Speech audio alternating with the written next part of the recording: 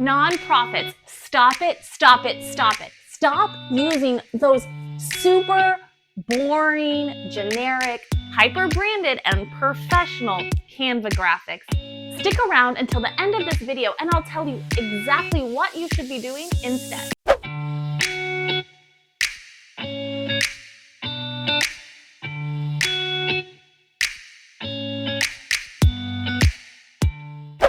Hi, I'm Kelly, the nonprofit marketing nerd, and this is my marketing assistant, Lulu. I'm here to teach you how to level up your marketing and storytelling online as a nonprofit. If this is your first time here, I'm excited to continue to nerd out with you about all things nonprofit marketing, so make sure you like this video and subscribe below. By doing so, it helps me continue to provide this free content to you to level up your marketing and storytelling online. Now, in this video today, I'm going to share with you exactly why the post went viral, why you should stop using Canva to create your graphics, and what you should be doing instead to create truly viral social media content that reaches your target audience as a nonprofit professional. So stick around to the end. Honestly, it breaks my heart as someone who is deeply passionate about helping nonprofits uplevel their marketing and storytelling online. I hate the missed opportunity and misallocated resources when nonprofits create these overly boring Canva graphics. In the last month, I've had 3 executive directors come to me and talk to me about how proud they were of their social media. And then afterwards, I looked at their social media and I was honestly devastated. One of these organizations even had over 10,000 followers, and each Facebook post had, guess how many likes? 3. As I scrolled through their overly branded, super perfect, and very professional looking social media on their Facebook page, I noticed nothing had gotten traction in months. They were actually failing at reaching their target audience. Now, when I say nothing had gotten traction in months with all of that boring branded graphic-y things, actually one post had gotten traction. What was this post, you might ask? It was literally a selfie of the executive director laughing and a story about something that had happened behind the scenes. Now, this post had gotten 27 likes, which should be standard for an organization piece of content with 10,000 followers. But this was the only post that had gotten more than a couple likes. It had gotten that many likes, and when I scrolled through, a couple of those likes were from their major donors. So they had actually reached their target audience and engaged with them through this selfie. It probably took the executive director about maybe 5 minutes, take a selfie, ha ha ha, share this little moment that she appreciated with the rest of the organization. It took about 5 minutes. All of those months of overly graphic, perfect social media that actually was doing nothing of reaching their target audience because it wasn't even breaking through, had probably wasted dozens, if not multiple weeks of staff time to create. And this one little post that took 5 minutes and was authentic went viral. Why exactly did that selfie from that executive director go viral? When it comes to nonprofit marketing, our end goal is to reach our target audience and to get them to do something. And for this specific organization, they'd kind of failed at inspiring their audience. I would say they had boring Canva graphics. And so this piece of content, this real, raw piece of content of this executive director selfie and something very specific related to their organization, again, it wasn't something about the impact the organization made. It was more about the internal culture of the organization, really helped set the tone of what the organization is. And people really are craving right now authenticity, especially with our leaders. And that's what this selfie in this moment did, is it showed all of their 10,000 followers, but especially their donors, who exactly they were working with and giving their money to. All those other posts, although they looked very pretty, and again, this organization was so proud of their social media, it really wasn't doing anything for them. So that post went viral because it was raw, real, established trust, and was interesting. Like, people saw a face of someone laughing and they're like, that's something I want to read more about, and they spent time with that piece. There were also a few shares, which were probably other people that work with that executive director and were like, oh, this is what I see every day at work. I want to share my office culture with my friends by sharing this post. My guess is that that executive director didn't think they were doing great. They thought they were bringing down the level of their content. But if you look back at the analytics and how things perform, that was actually really leveling up their nonprofit storytelling and marketing. Now, I know this video is about not using Canva for social media, and that's kind of a lie. It's not exactly true. What I'm saying is to stop creating boring Canva graphics and use Canva as one of your tools in your toolkit to do your nonprofit storytelling online. Honestly, it breaks my heart when there is a potential viral connecting specific story that a nonprofit could tell, and instead they waste a couple hours and create a boring Canva graphic that doesn't really resonate or connect with their target audience.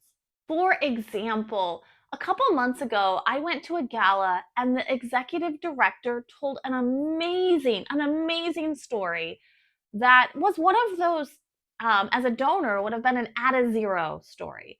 I really connected with it. I think everyone else, and you could tell that people in the audience were just like, holding on every word. If they had done nonprofit marketing the right way, they would have streamed that live, had lots of people taking pictures close up of the person's face, zooming in, of all the connections, and then repurposed that content later and even edited that live into a more dynamic short form video.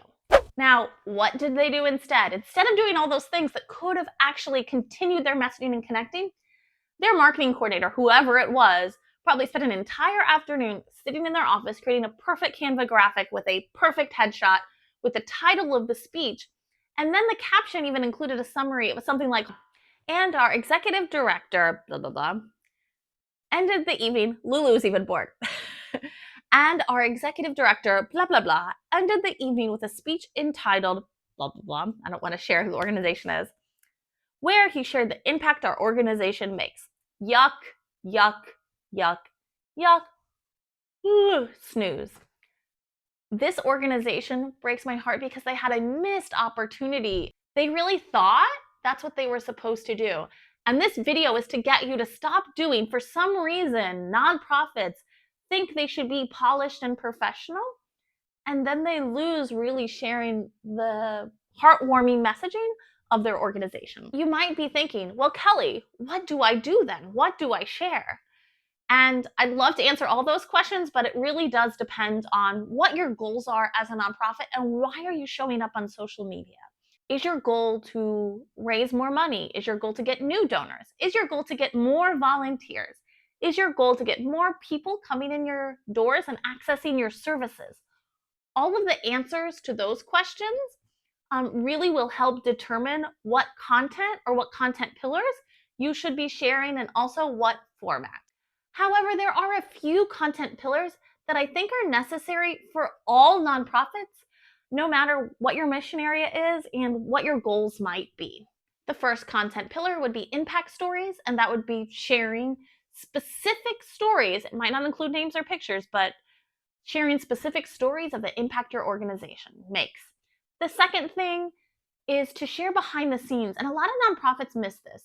They want to show up perfectly, and this is what they're taking boring Canva graphics instead of taking the space to show a little specific behind the scenes. And that could be related to programming. It could also just be related to your administrative staff and kind of what they're doing. I love seeing things like employee of the month with a very specific story, maybe a staff highlight. And again, it doesn't have to be a perfect Canva graphic. It can just be a couple authentic pictures. Third, I call them mission warrior posts. And this should again be a piece, a content pillar, and not your entire social media. And this would be really spreading the word about the mission, vision, impact of your organization, and really advocating for why your mission is important. And finally, the content pillar that every nonprofit should be using is thank yous. This could be thank you to donors, thank you to staff, thank you to community partners, but taking the space to show up online and say thank you, give someone else a pat on the back, and this is really a great way to build an authentic community of support. Now again, I'm not saying don't use Canva to share some of this messaging, but Canva should really be a piece or a tool in the puzzle. well, how much should I use Canva and how much should I be using other things and what are those other things? I generally say about 30% of your content should be branded, polished graphics that are maybe a little less polished via Canva, and Mission Warrior posts are great ways to use Canva. And about 70 to 75% of your content should be real photos, real video. Exactly what that should be, again, it relates, what content are you sharing relates to what content pillars you're focused on and what your goal is. But overall, the more authentic and real and raw, the better. I would even go so far to say, just like me sitting on this bed with my dog, the more where I know there's probably like flab showing, the more imperfect, the better. So one of the barriers to doing this, and one of the reasons that organizations kind of revert back to using Canva, is because they think that's a tool they can use to plan out their social media. This is where I recommend people batch content, and that means blocking out maybe every Friday morning or afternoon for 4 hours a week to create your content for the following week. Now, nonprofits sometimes go wrong because they get something like that selfie and they immediately post it. So they maybe had a weekend that was really busy and they just blast all the content that weekend and of real, authentic, raw content. And they don't post anything raw and real for 2 weeks. They're like, well, nothing happened for 2 weeks, or I didn't have any community events where I could take a selfie. You need to be scheduling out your content ahead of time. And to do that, I use Metricool. It's entirely free for organizations, entirely 100% free social media scheduling platform. I use it as great analytics, and it also allows me to take all of that real raw content and schedule it out using my content plan for our nonprofit organization clients. The other thing most nonprofits aren't doing, because it's scary and you have to feel vulnerable, is doing live video. Now, one of my favorite things, I actually follow 2 executive directors that do regular lives. And these are not perfect scripted. It's just them chatting about whatever is in their head, what's happened during the week, giving organizations updates. And if I could give nonprofits one thing that they should be doing, is to do unpracticed, polished, real, raw lives. At least twice a month, but possibly every week. And again, the more imperfect, the better. And the more it's storytelling and sharing messaging, the better. And your audience will start to anticipate and connect with those stories. So again, with your thinking, what do I do with that other 75% of stuff? You should be using live video. If not, you should be recording video and posting it, and then using a scheduling tool like Metricool, link below, to schedule out content ahead of time. If you've stuck around to the end, I have a great opportunity for you. Go ahead and drop your organization URL below, and I will do a mini audit where I'll give you my recommended content pillars for your organization. Again, I am Kelly, the nonprofit marketing nerd. This is Lulu, my little assistant, and I look forward to catching up with you every Tuesday to nerd out more about nonprofit marketing and storytelling online.